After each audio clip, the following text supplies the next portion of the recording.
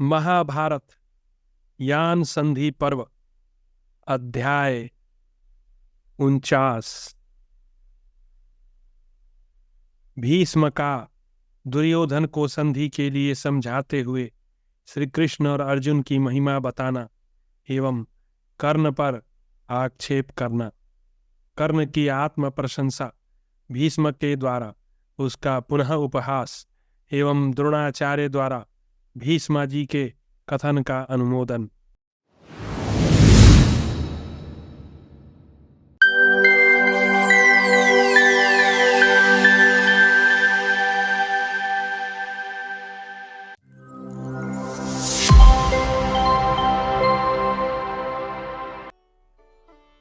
वैशंपायन जी कहते हैं, भारत वहां एकत्र हुए उन समस्त राजाओं की मंडली में शांतनु नंदन भीष्म ने दुर्योधन से यह बात कही।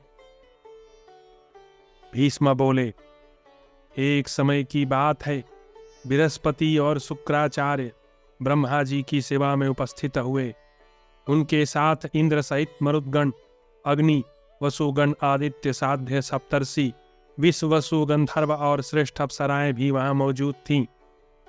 ये सब देवता संसार के बड़े बूढ़े पितामह ब्रह्मा जी के पास गए और उन्हें प्रणाम करने के पश्चात उन लोकेश्वरों को सब ओर से घेर कर बैठ गए।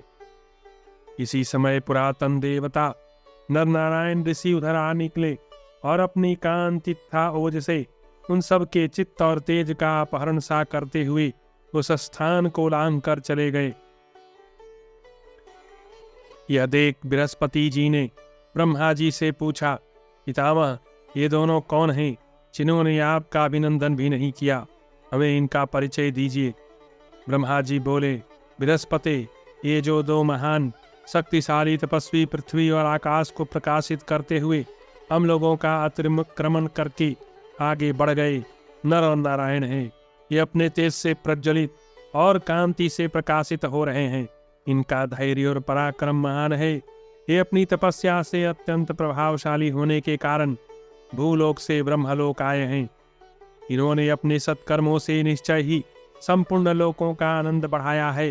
ब्राह्मण, ये दोनों अत्यंत बुद्धिमान और शत्रुओं को संताप देने वाले हैं।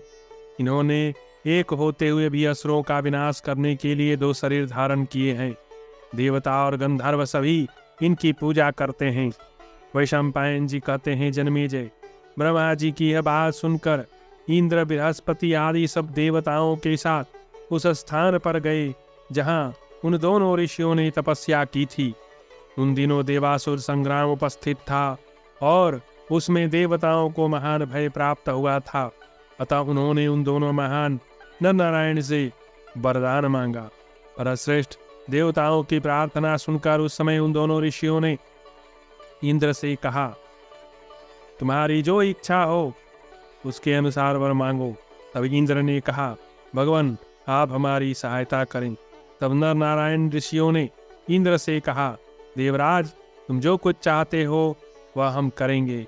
फिर उन दोनों को साथ लेकर इंद्र ने समस्त दैत्यों और दानवों पर विजय पाई। एक समय शत्रुओं को संताप देने वाले नरस्वरूप अर्जुन ने युद्ध में इंद्र से शत्रुता रखने वाले सैकड़ों हजारों पैलों एवं कालखंज नामक दानवों का संहार किया है।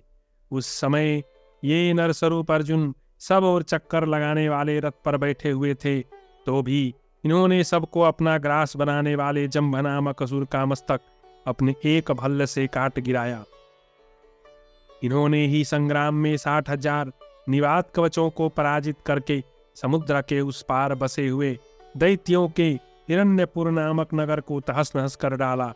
शत्रुओं के नगर पर विजय पाने वाले इन महाबाहु अर्जुन ने पांडवदाह के समय इंद्र सहित समस्त देवताओं को जीतकर अग्निदेव को पूर्णतः तृप्त किया था। इसी समय नारायण स्वरूप भगवान श्री कृष्ण ने भी पांडवदाह के समय दूसरे बहुत से हिंसक प्राणियों को यमलोक पहुंचाया था। इस प्रकार ये दोनों महान पराक्रमी हैं। दुर्योधन, इस समय ये दोनों एक दूसरे से मिल गए हैं। इस बात को तुम लोग अच्छी तरह देख और समझ लो। परस्पर मिले हुए महारथी वीर श्री कृष्ण और अर्जुन पुरातन देवता नर और नारायण ही है। यह बात विख्यात है। इस मनुष्य लोक में इन्हें इंद्र सहित संपूर्ण देवता और असुर भी नहीं जीत सकते। ये श्री कृष्ण नारायण हैं, अर्जुन नर माने गए हैं। नारायण और नर दोनों एक ही सत्ता है, परंतु लोकहित के लिए दो शरीर धारण करके प्रकट हुए हैं। ये दोनों अपने सत्कर्म के प्रभाव से अक्षय एवं ध्रुवलोक को व्याप्त करके स्थित हैं। लोकहित के लिए जब जब जहाँ जहाँ युद्ध का अवसर आता है, तब तब वहाँ वहाँ ये बार बार अवतार ग्रहण करते हैं। दुष्टों का दमन करके साधु पुरुषों एवं धर्म का रक्षक संरक्षण ही इनका कर्तव्य है। ये सारी बातें वेदों के ज्ञाता नारद जी ने समस्त वृष्णि वंशियों के सम्मुख कही थी।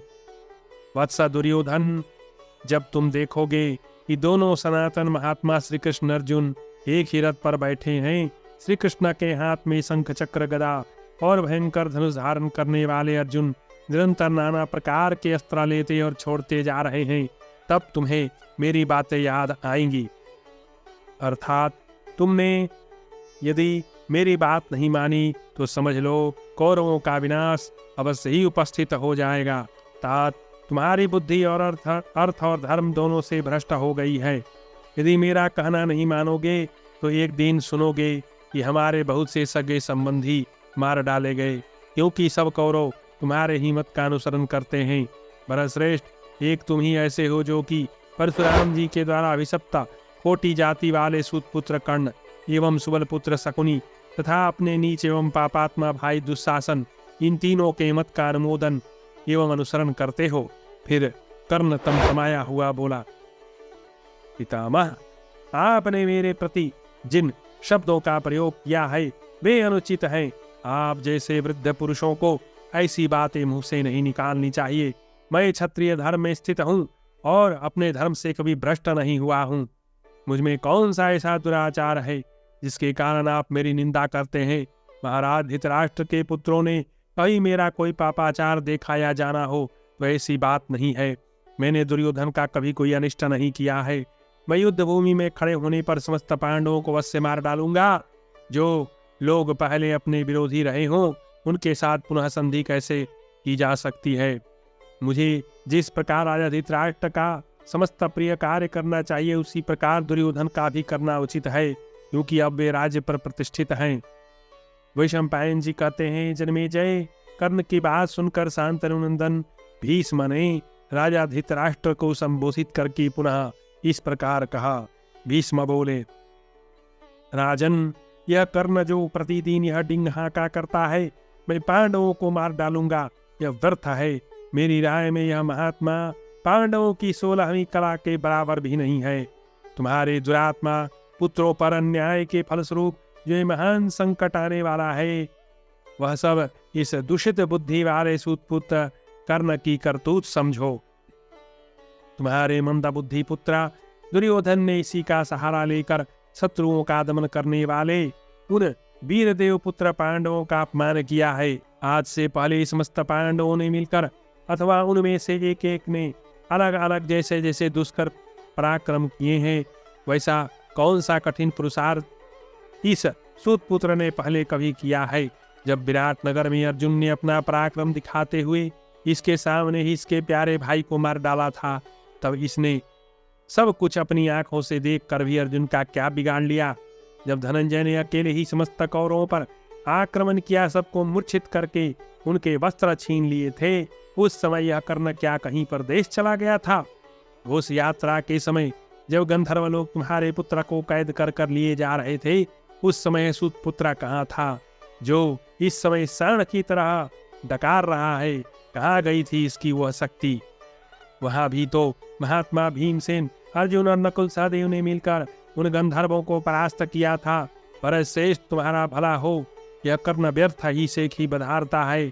इसकी कही हुई बातें सभी इसी तरह झूठी हैं। यह तो धर्म और अर्थ दोनों का ही लोप करने वाला है। भीष्म जी की बात सुनकर महामना द्रोणाचार्य ने समस्त राजाओं के मध्य में उनकी प्रशंसा करते हुए राजा धृतराष्ट्र से इस प्रकार कहा। द्रोणाचार्य जी बोले, नरेश्वर, भरतकुल तिलक, भीष्म जी ने जो कहा वही कीजिए।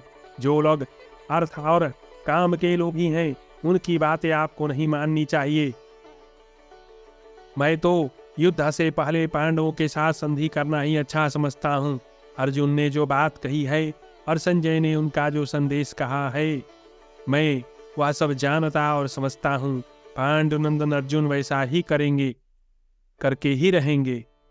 तीनों लोकों में अर्जुन के समान कोई धनुर्धर नहीं है। द्रोणाचार्य और भीष्मा की बातें सार्थक और सारगर्भित थी, तथापि उनकी अवहेलना करके राजा धृतराष्ट्र पुनः संजय से पांडवों का समाचार पूछने लगे। जब राजा धृतराष्ट्र ने भीष्म और द्रोणाचार्य से भी अच्छी तरह वार्तालाप नहीं किया, तभी समस्त कौरव अपने जीवन से निराश हो गए। इस प्रकार श्री महाभारत उद्योग पर्व के अंतर्गत यान संधि पर्व में भीष्म द्रोण वचन विषयक 49वां अध्याय पूरा हुआ।